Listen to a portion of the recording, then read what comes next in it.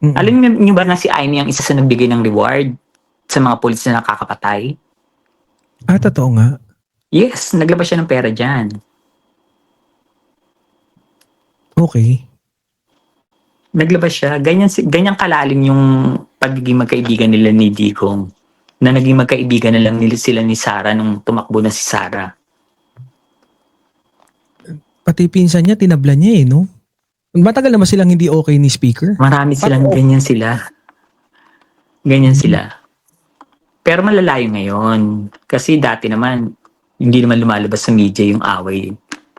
Sa bagay. Hindi, Ngayon marami din kasi talaga napapalala yung social media, no? Mm-hmm. Eh, Pero kasi, di ba, ang akin lang, kung ako nga, alam ko yung plano, nasasaktan ako eh. Nag-aalala ako, ikaw pa kayang kapatid, alam mo yung plano, wala kang ginagawa. Ayun lang. Yun ang